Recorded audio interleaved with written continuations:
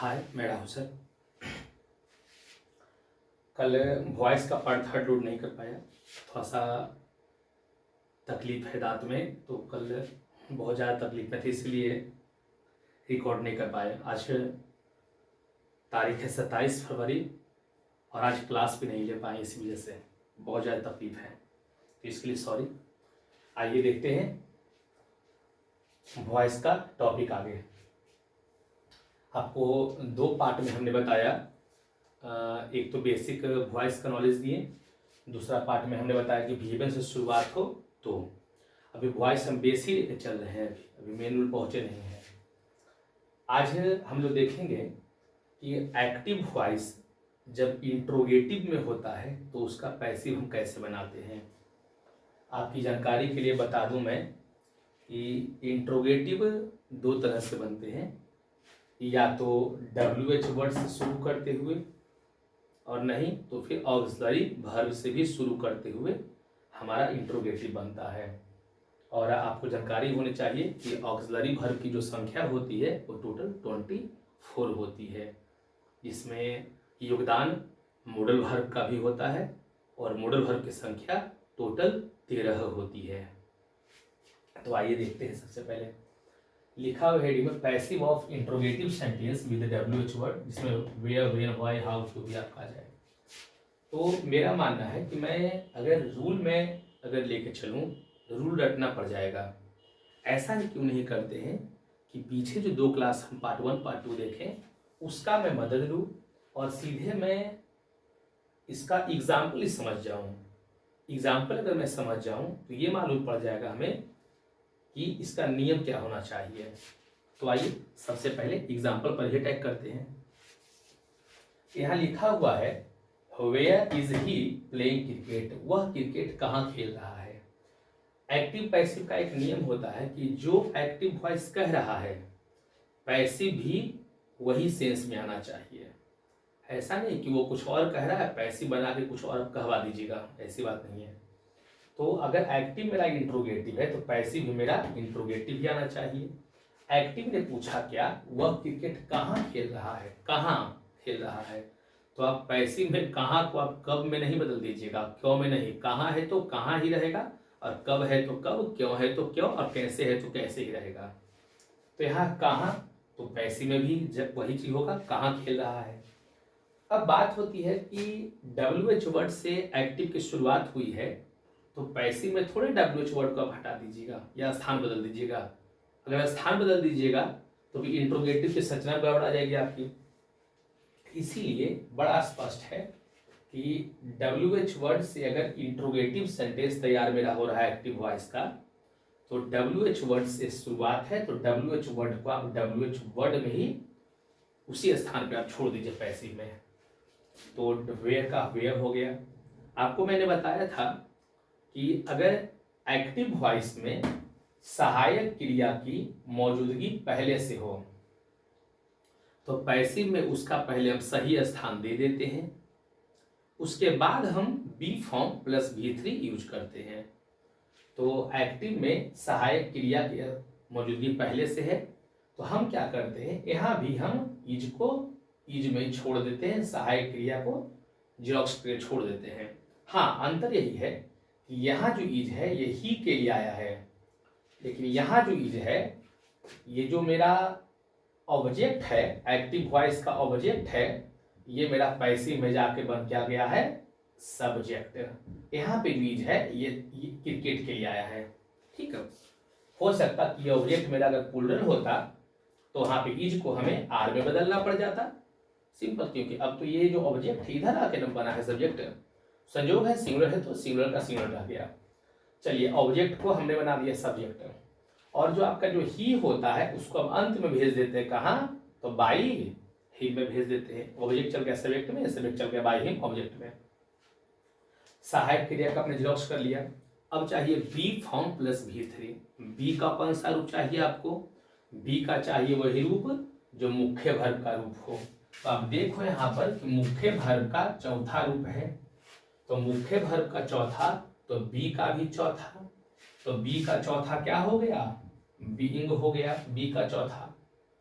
और इसी मुख्य वर्ब का तीसरा रूप जाएगा जो आपका लिखा हुआ है क्या, प्लेड। प्लेइंग का भी क्या होता है, प्लेड। हमने बोला आपसे कि सहायक क्रिया का हमने जीरोक्स कर लिया, ऑब्जेक्ट को हमने सेट बना दिया। अब बी फॉर्म प्लस भी चाहिए, तो बी का कौन सा रूप आएगा, जो मुख्य वर्ब का रूप हो, तो मुख्य वर्ब का चौथा, तो बी का चौथा बीइंग, अब मुख्य वर्ब का ही तीसरा, तब जाके मेरा बन जाता है बी फॉर्म प्लस भी3, हमारा हो जाता है पैसिव वॉइस।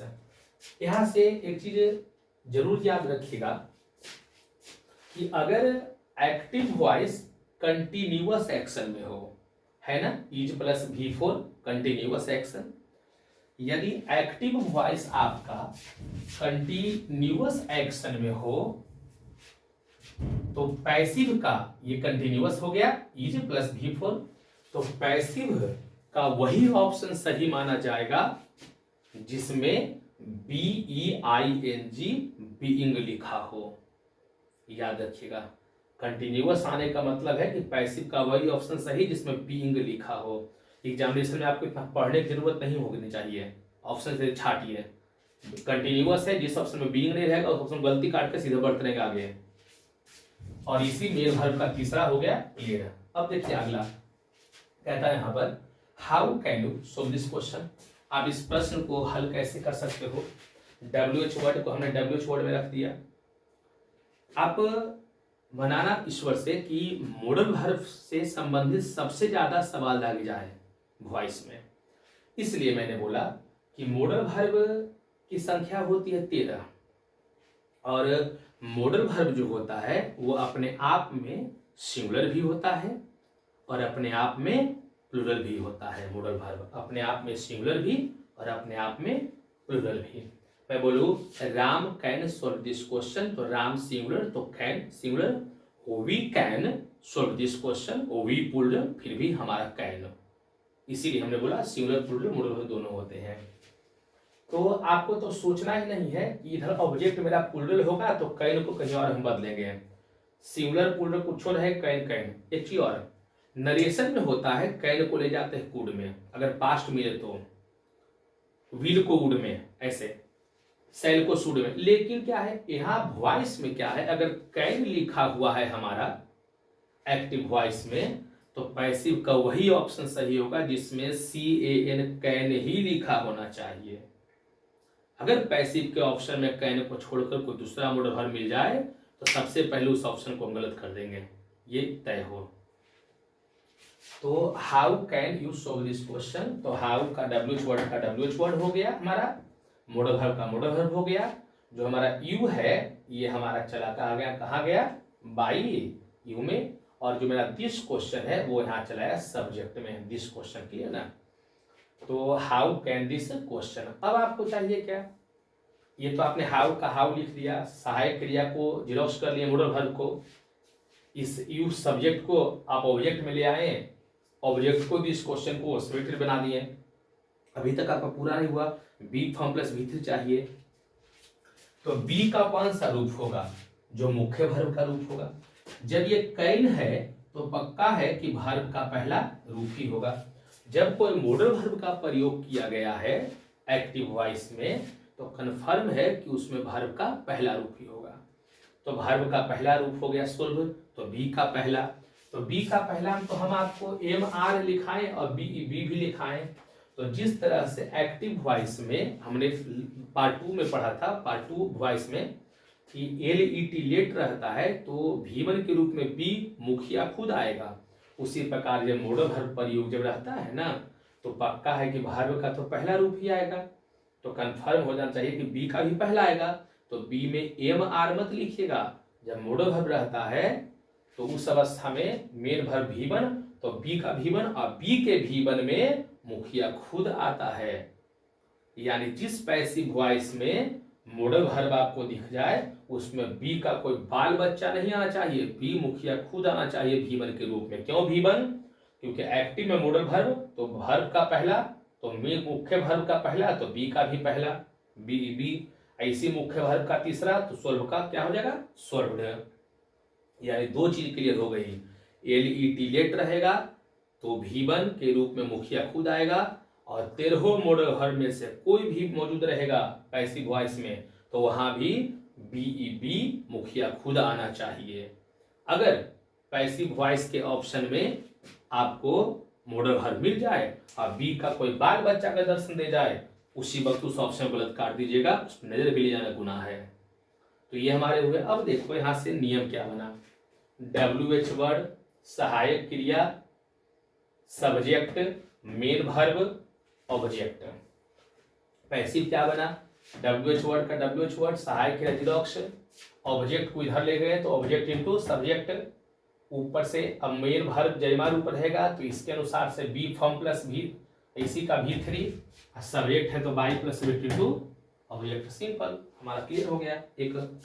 अब चलते हैं आगे नेक्स्ट में। अब इसको आगे लेके चलो, देखो अगला क्या कहता है। ये तो ये हुआ। अब WH वर्ड में एक और चीज आई है, यहाँ पे देखिएगा। टोटल सहायक क्रिया की जो संख्या होती है वो टोटल होती है 24। ये होती है सहायक क्रिया की संख्या 24। हमने आपको बोला कि एक्टिव वॉइस में अगर सहायक क्रिया मौजूद हो तो पैसिव में उसे आप जीरोक्स कर लो। इसमें एक अपवाद है, 24 सहायक क्रिया में से 24 को 24 जीरोक्स मत कीजिएगा, -3। ये 3 घट कौन जाते हैं, डू या डज या डिड। ये 3 को जीरोक्स मत कीजिएगा। 24 में से 3 गया 21 जो सहायक क्रिया आपके होंगे उसको आप जीरोक्स कर लीजिएगा। लेकिन जो 3 हो जाते हैं डू डज या डिड, अगर एक्टिव वॉइस में हो, डू डज या डिड अगर आपको एक्टिव वॉइस में हो तो इसका पैसिव में जीरोक्स नहीं कीजिएगा, नहीं तो वाक्य गलत हो जाएगा। तो हम करते क्या है भाई, तो देखो क्या होता है। अगर एक्टिव वॉइस में आपका डू डज या डिड की चर्चा की गई हो, एक्टिव वॉइस में डू डज या डिड, ये एक्टिव वॉइस हो गया डू डज या डिड। तो पैसिव में जब हम बनाते हैं तो इसे डू डज या डिड को हम बी के औलाद में बदल देते हैं। जिस पैसिव वॉइस के ऑप्शन में डू डज या डिड की चर्चा की गई हो उस ऑप्शन को सबसे पहले गलत काटेंगे, क्योंकि ठीक है सहायक क्रिया का जीरोक्स होता है लेकिन डू डज या डिड का जीरोक्स नहीं होता, इसे हम बी के औलाद में बदलते हैं। उससे पहले बता दूं, डू होता है V1, डज होता है V5 और डिड होता है मेरा V2। क्लियर? तो ये जो मेरा बदलेगा एक्टिव से पैसिव, तो आपको मालूम है डू को बदलना है बी में, तो V1 इक्वल टू V1, तो बी का जो V1 होता है वो हो जाता है MARER, और नहीं तो एगो होता है मुखिया खुद BEB। V5 डज, तो बी का V5 होता है इज। डिड V2, तो बी का V2 होता है आपका वाज या वर। तो हम ऐसे इसको बदलते हैं, यानी कंफर्म हो गया कि डू डज डिड का जीरोक्स नहीं होता, इसे बी के औलाद में हम बदलते हैं। एक और चीज, जब डू डज या डिड को हम बी के औलाद में जब बदल देते हैं तो बदलने के बाद दोबारा बी का औलाद नहीं दिखना चाहिए, ये एकदम तय रखिएगा। एक बार जब डू डज या डिड को हम बदल दिए बी के औलाद में तो दोबारा वाक्य में बी का औलाद नहीं दिखना चाहिए। बदलने के बाद सीधे आपको वर्ब का तीसरा रूप, कौन, डू डज डिड के बाद तो V1 ही में करता है, कंफर्म है। यही V1 का जो होगा वो तीसरा रूप पैसिव वॉइस में जाएगा। डू डज डिड के बाद हमेशा वर्ब का पहला रूप आता है जो पैसिव में V3 में, और डू डज डिड कहाँ बदल जाएगा, बी के औलाद में, और दोबारा बी के औलाद दिखना नहीं चाहिए। और सबसे बड़ा topic, do does did passive में नहीं आना चाहिए, वो प्रेजेंट, वो एक्टिव का हिस्सा है। आइए देखते हैं यहाँ कहता है आपका where does he play cricket. तो वेयर का वेयर, डज हमारा क्या हो गया, डज हमारा हो गया वर्ब का 5वां, तो यहाँ बी का 5वां क्या हो जाएगा, यहाँ बी का 5वां हो गया इज। यहाँ बी का 5वां जो मेरा है वो हो गया V5 इज। क्रिकेट मेरा ऑब्जेक्ट है, इधर बना दीजिए सब्जेक्ट और ही को बदल दीजिए बाय हिम में। अब हमने इस डू डज डिड को हमने बदल दिया बी के औलाद में, अब हमको सीधे V3 चाहिए, तो ये जो डू डज डिड के बाद का जो V1 है इसी को हमने बदल दिया यहाँ पर V3 में, काम खत्म। बी में बदलने के बाद दोबारा कोई बी का औलाद नहीं चाहिए। एक ये हो गया। एक और क्वेश्चन देखिए, how do you solve this question.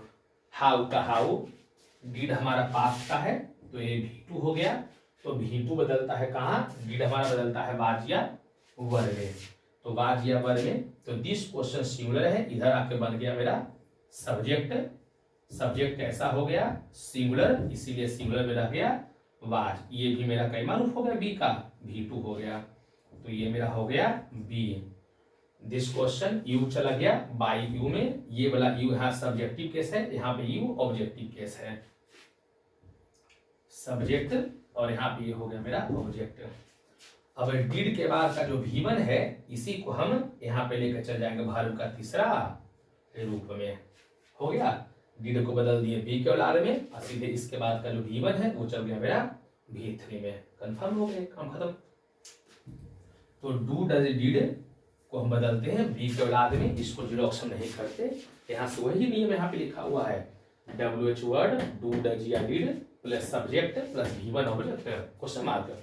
WH word do does did को बदले इज MR वाजिया वर्ग में, उसके बाद ऑब्जेक्ट को ले आए तो ऑब्जेक्ट इनटू सब्जेक्ट, और ये जो V1 है इसी को बदल दिया हम V3 में, अब by plus subject into object, by plus subject into object हो गया हमारा, ठीक है।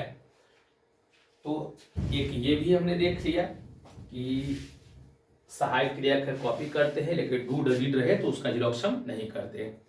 अब देखिए एक और इसमें, अब है ये WH वर्ड में ही हु का टॉपिक दिया हुआ है, तो यहाँ पर ये who is writing a letter, पत्र कौन लिख रहा है।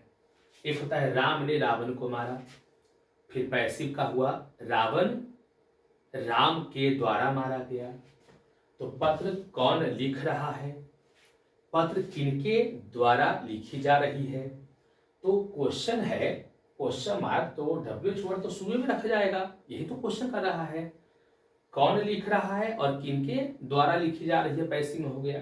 तो एक्टिव में सीधा सीधे कौन, तो हु, पैसिव में किनके द्वारा, तो द्वारा मतलब बाई, तो WH वर्ड तो आपको रखना ही पड़ेगा शुरू में, तो इंट्रोगेटिव इसका बन पाएगा, तो किनके द्वारा बाई, और मैं बता दूं यहाँ पर आपको WHO हु, और एक होता है WHOM हुम, एक होता है आई, एक होता है मी, तो इधर वाला जो हिस्सा होता है वो मेरा सब्जेक्टिव केस हो गया, इधर का हिस्सा जो मेरा है वो ऑब्जेक्टिव केस हो गया। तो प्रीपोजिशन कोई भी हो, कोई भी मेरा प्रीपोजिशन हो, प्रीपोजिशन के बाद हमेशा हमेशा ऑब्जेक्टिव केस का प्रयोग किया जाता है, इसलिए बाई है तो हु सब्जेक्टिव केस है, लेकिन बाई प्रीपोजिशन होने के नाते इसके बाद ऑब्जेक्टिव केस, तो हु कहाँ चला गया, आपका चला गया हुम में, तो हुम यहाँ हो गया मेरा ऑब्जेक्टिव केस, इसके वजह से आया बाई की वजह से।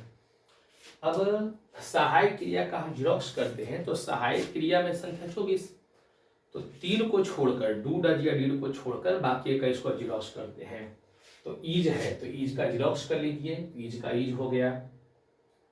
अब इधर जो अ लेटर है उसको वर्ब के तुरंत बाद ले आइए, स्वेट बना दीजिए, तो by whom is a letter. अब जीरोक्स करने के बाद आपको बी फॉर्म प्लस B3 खेलना होगा, तो बी का कौन सा रूप, जो मुख्य वर्ब का रूप होता है, मुख्य वर्ब का कैमा रूप है, चौथा, तो मुख्य वर्ब का चौथा, तो बी का चौथा बीइंग, और इसी मुख्य वर्ब का तीसरा, इसी मुख्य वर्ब का तीसरा कौन हो जाएगा, रिटेन।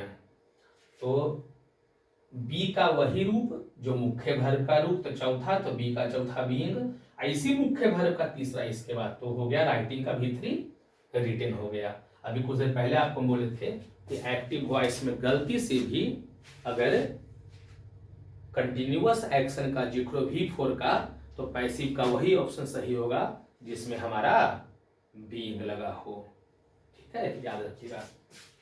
अब जब ये हो गया, तो अभी हम आपसे कुछ बोल रहे थे कि आप मनाना की परीक्षा में मॉडल वर्ब से ज्यादा क्वेश्चन आए मॉडल वर्ब से, इसलिए क्योंकि मॉडल वर्ब में सिंगुलर प्लूरल का झमेला नहीं रहता है, उसको सीधे हम कॉपी जेरॉक्स कर लेते हैं।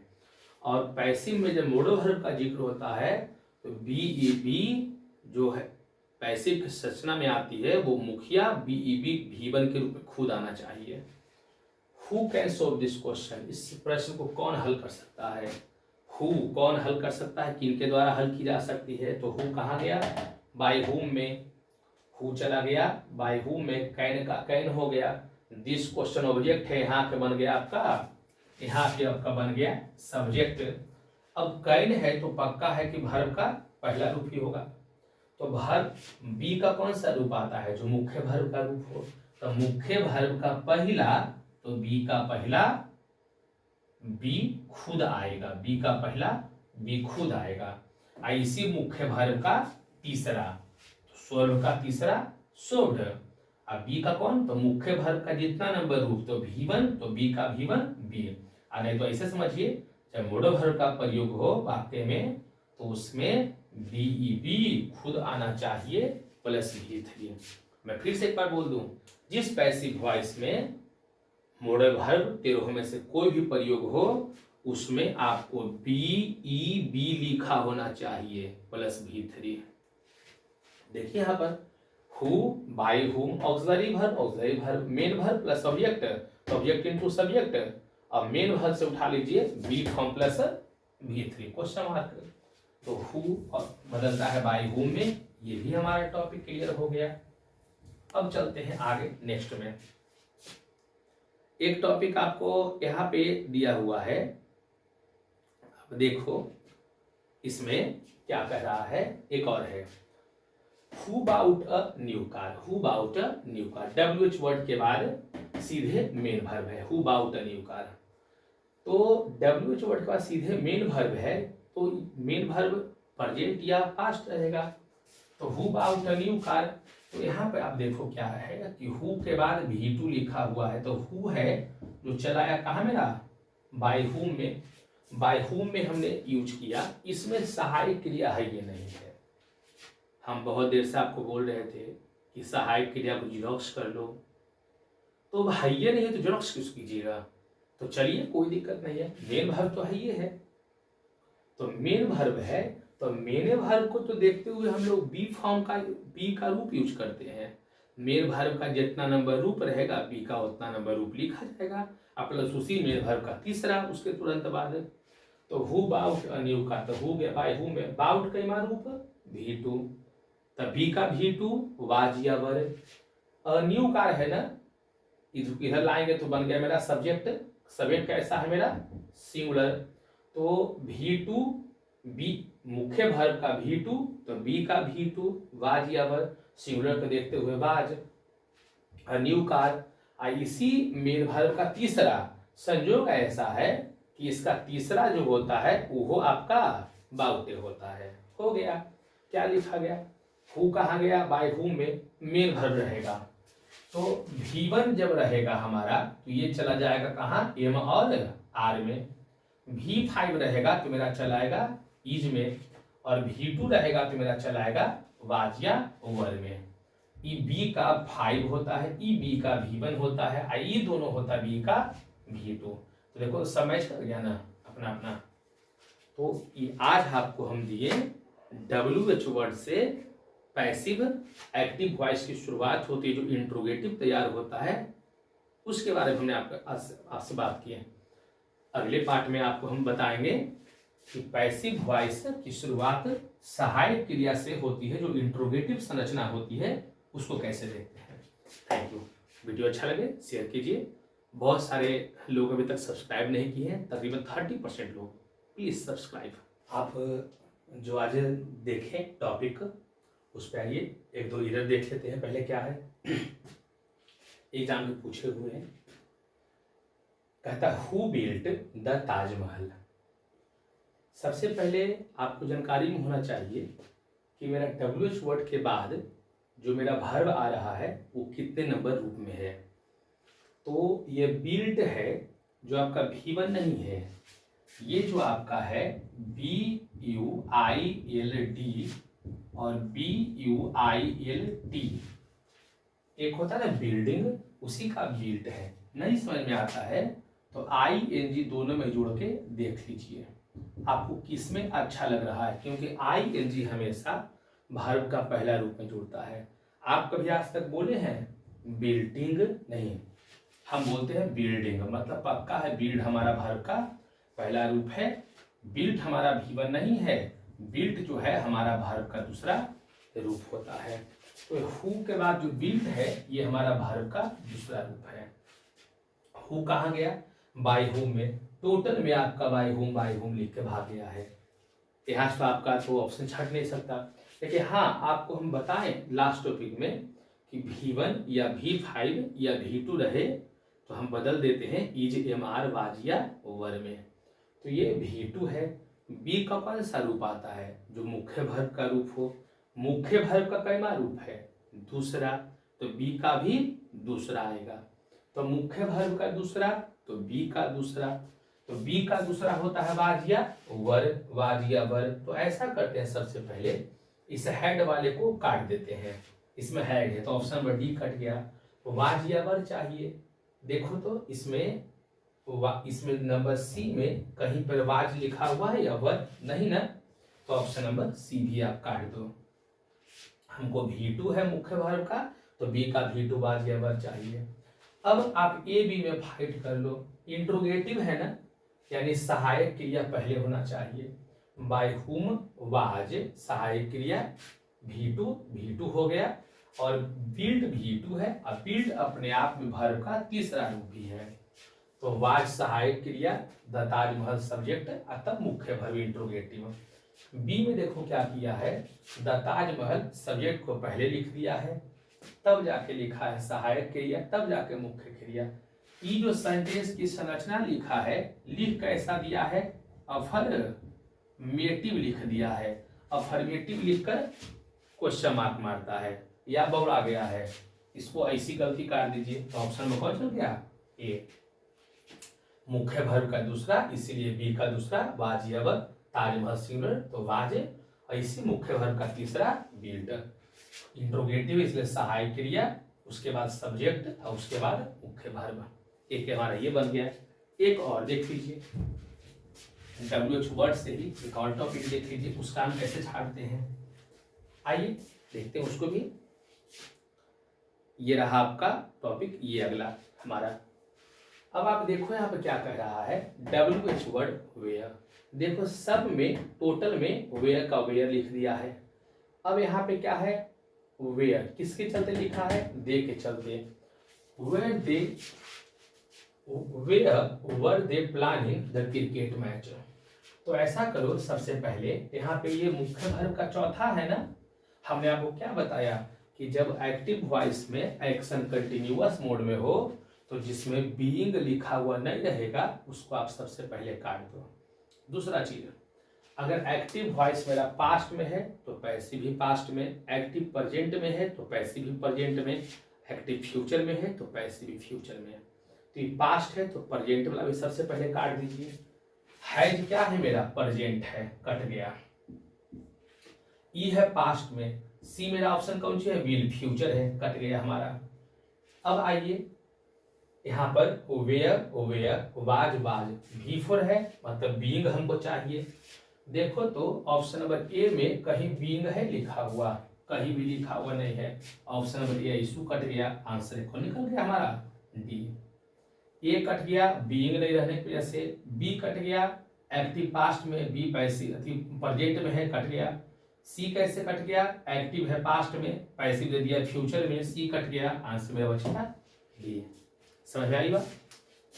कल आपको अगला जो वर्जन देंगे उसमें ऑक्सिलरी वर्ब से शुरुआत होगी, एक्टिव वॉइस जो इंट्रोगेटिव संरचना को जन्म देता है, उस पर अच्छे खासे आपको एग्जाम्पल्स मिल जाएंगे देखने के लिए।